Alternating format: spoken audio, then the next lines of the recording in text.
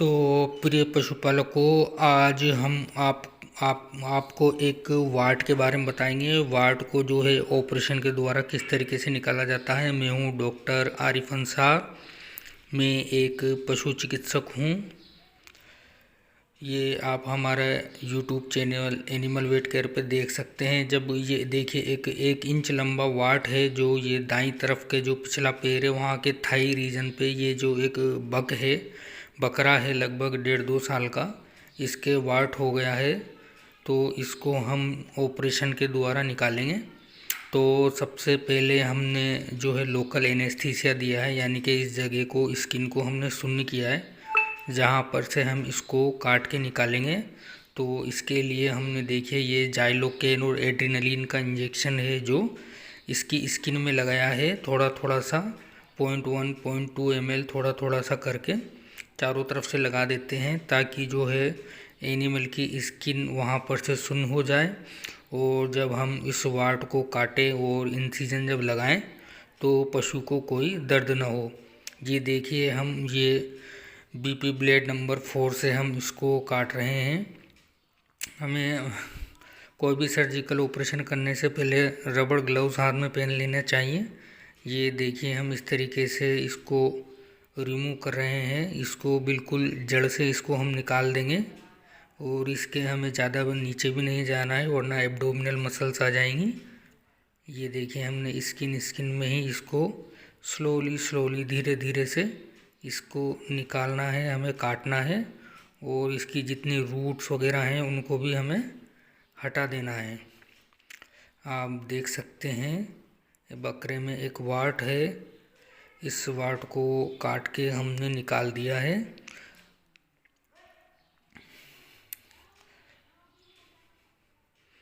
ये देखिए, वाट को हमने निकाल के ये पटक दिया है। ये अब ये जो स्किन है वहाँ पर थोड़ी सी ब्लीडिंग हो रही है।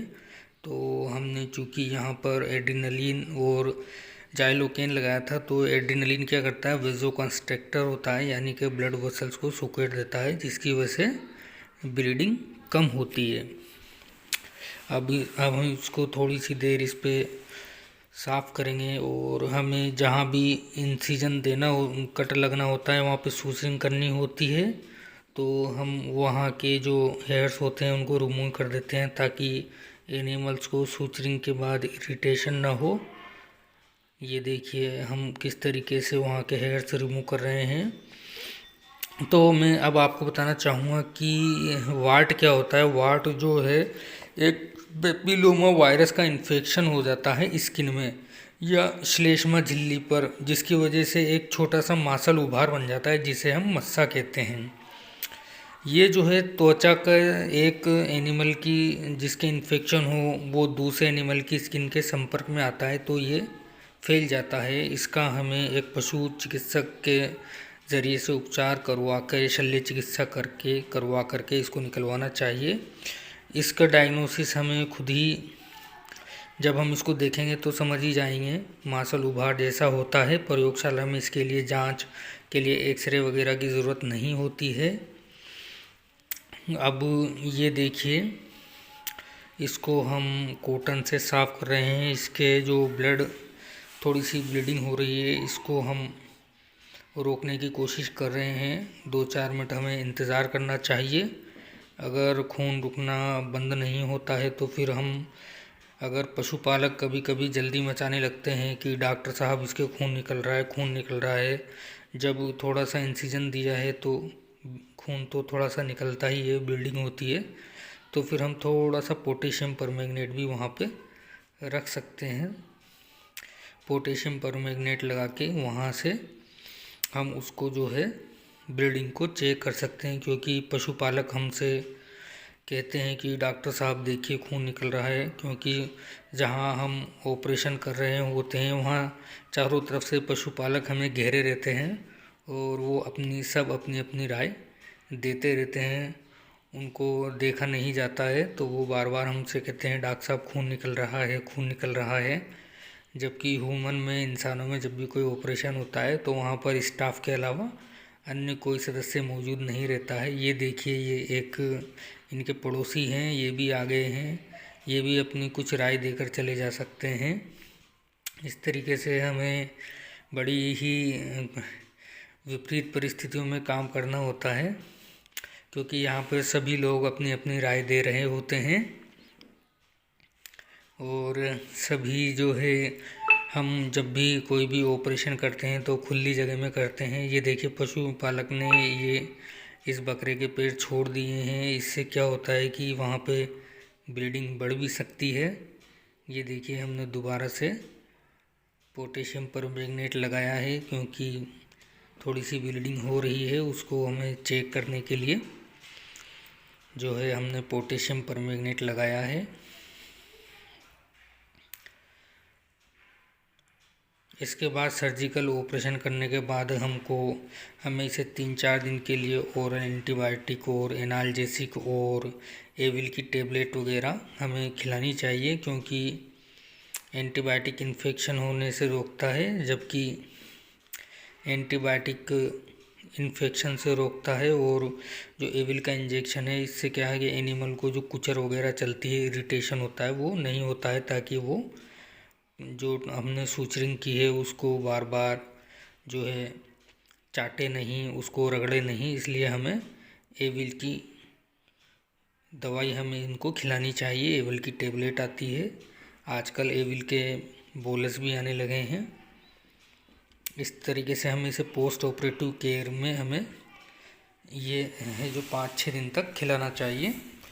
एंटीबायोटिक और एनाल्जेसिक और एविल यानी कि एंटाहिस्टामिनिक टेबलेट होती है एविल की, ये हमें ज़रूर देना चाहिए। अगर हम ये नहीं देंगे तो फिर जो हमारा एनिमल है वो बार बार उसको चाटेगा, रगड़ेगा, उसको इरिटेशन होगा। तो हमें एविल की गोली ज़रूर खिलाना चाहिए, वहाँ पे स्वेलिंग ना आए। इसलिए हमें एंटी इन्फ्लामेटरी बोलस भी इनको खिलाने चाहिए। ये देखिए किस तरीके से हम पोटेशियम परमैंगनेट लगा करके जो है ब्लीडिंग को रोकने की कोशिश कर रहे हैं। इसके बाद हम इसको सूचरिंग कर देंगे। ये कॉटन थ्रेड से हम सूचरिंग करेंगे। आप देख सकते हैं किस तरीके से ब्लीडिंग को, कई बार ज़्यादा ब्लीडिंग भी हो जाती है, तो इसमें हमें पेशेंट रखना होता है। एनिमल ओनर को भी हमें समझाना रहता है। ये देखिए कॉटन थ्रेड से हम इसकी सूचरिंग करेंगे, कंटिन्यूस सूचरिंग करेंगे, कंटिन्यूस सूचरिंग करेंगे, क्योंकि एक ये ओपन वुंड बन चुका है। ये देखिए हमें एनिमल्स की सूचरिंग करने में बड़ी दिक्कत आती है, क्योंकि एनिमल हमें कोऑपरेट नहीं करता है, हमें हिला देता है बार बार। कभी उसकी थोड़ी सी पकड़ ढीली हो जाए तो एनिमल जो है हिलने डुलने लग जाता है। ये देखिए नीडल होल्डर से हम, ये स्किन थोड़ी सी हार्ड हो रही है, तो नीडल होल्डर से इस तरफ नीडल को हम निकाल रहे हैं। ये नीडल इधर निकल गई है, इसको अब हम यहाँ पर नोट लगा देंगे। उसके बाद कंटिन्यूस सूचरिंग कर देंगे।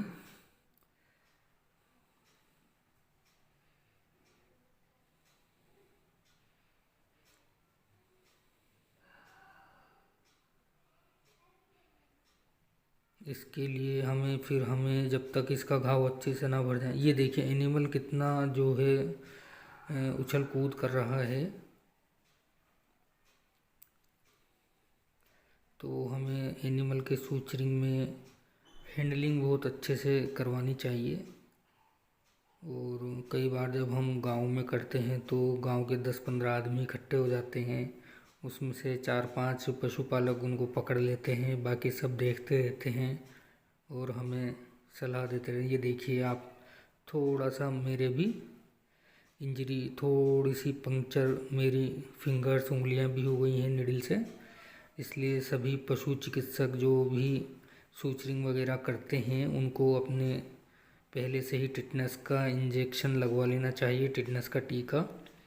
इसी के साथ हमें सभी पशु चिकित्सकों को रेबीज़ का टीका भी एडवांस में लगवा लेना चाहिए, क्योंकि कई बार हम एनिमल को हैंडल करते हैं, हमें पता नहीं होता है कि उसके जो है टिटनेस का जो है बैक्टीरिया उसके हो सकता है, या फिर कई बार एनिमल के जो है रेबीज़ का वायरस भी उनके हो सकता है। कई बार हम ड्रिप चढ़ाते हैं, सूचरिंग करते हैं, तो हम एनिमल के ब्लड के कांटेक्ट में आते हैं, इसलिए हमें पहले से ही हमारा वैक्सीनेशन टिटनेस के लिए और रेबीज़ के लिए तो खास करके करवा लेना चाहिए। दोनों तो बहुत ही ज़रूरी हैं और हमें सेफ्टी अपनी सुरक्षा रखनी चाहिए। इसके लिए हमें कोई भी सर्जिकल ऑपरेशन हो या इंट्रावीनस मेडिकेशन हो, उसके लिए हमें रबड़ ग्लव्स पहन लेने चाहिए।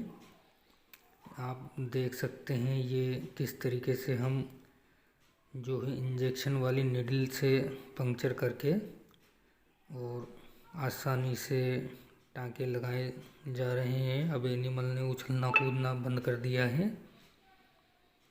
ये देखिए, ये कंटिन्यूस सूचरिंग है।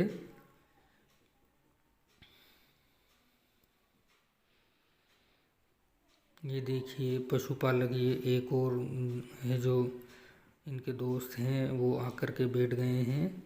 इस तरीके से कई पशुपालक हमारे ऑपरेशन के दौरान आकर के और हमें देखते रहते हैं डॉक्टर साहब क्या कर रहे हैं।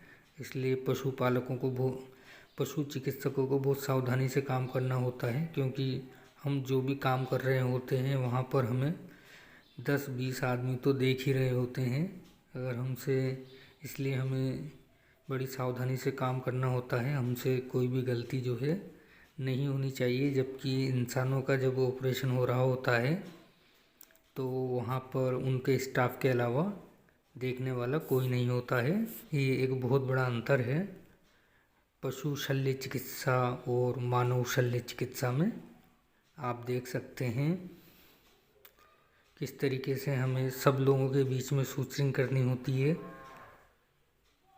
सभी पशुपालक हमें देखते रहते हैं डॉक्टर साहब का हाथ कैसे चल रहा है, डॉक्टर साहब को सूचरिंग आती है या नहीं आती है, इनका हाथ कांप तो नहीं रहा है, और कई तरीके की सलाह वो हमें देते रहते हैं। आप देख सकते हैं सूचरिंग कंप्लीट हो गई है और ये वाट हमने निकाल दिया है। आप देख सकते हैं मेरे हाथ में है ये वाट है। ये पेपिलोमा वायरस के इन्फेक्शन से हो जाता है। ये देखिए ये बक है, ये अब खड़ा हो गया है और अब इसको आराम से, इसके बाद हम पोस्ट ऑपरेटिव केयर में इसको एक ब्रॉड स्पेक्ट्रम एंटीबायोटिक की डोज खिलाएंगे 5-6 दिन तक। साथ में एंटी इन्फ्लामेटरी और एंटाहिस्टामिनिक दवाई खिलाएंगे। हमारे एनिमल वेट केयर चैनल पर कई तरीके की जानकारियां हमने पशुपालकों के लिए उपलब्ध कराई है, जैसे कि दूध बढ़ाने की प्रथम सीढ़ी क्या है, इसी के साथ पशु की या बच्चेदानी बाहर निकल जाती है तो हमें क्या करना चाहिए, क्या सावधानी रखना चाहिए, गाय या भैंस का बच्चा निकालने का तरीका क्या होता है, और किस तरीके से हमें डिस्टोकिया को सोल्व करना चाहिए, और एक पशुपालक की सफलता की कहानी हमने बताई है। इसी तरीके से खुरपका, मुंहपका और फुट रोट में अंतर हमने बताया है। इसी के साथ साथ हमने खुरपका मुंहपका बीमारी के कारण, रोग के लक्षण, पहचान सारी जानकारी दी है। सत्यानाशी के बारे में हमने, ये एक जहरीला पौधा है, और थनैला के बारे में यानी कि मेस्टाइटिस के बारे में जानकारी दी है। इसी के तरीके से चमड़ी में टीका लगाने का सही तरीका क्या है इसकी जानकारी दी है। पशु ज्ञापन नहीं हो पाता है इसकी जानकारी हमारे चैनल पे उपलब्ध है। कृत्रिम गर्भाधान, नस्ल सुधार कब करवाएं, क्या फ़ायदे हैं इसकी जानकारी दी है। पशुओं में टीकाकरण फेल क्यों हो जाता है इसकी जानकारी हमने दी है। पशुओं में टीकाकरण के दौरान उत्पन्न होने वाली क्या क्या विपरीत परिस्थितियां हैं, टीकाकरण करते समय हमें क्या क्या सावधानियां रखनी चाहिए। इसी के साथ लीवर फ्लू की हमने जीवन चक्र उपचार की पूरी जानकारी दी है। पशुओं में अब आजकल चिब्बी लगने पे रिसर्च चल रहा है, उसकी जानकारी हमने दी है। ये देख सकते हैं आप, ये इस तरीके से अब इस पर भारत में रिसर्च चल रहा है कि पशुओं में भी अब जो है चिप लगाई जाएंगी। इस पे लिए CIRP इस पर रिसर्च कर रहा है। धन्यवाद।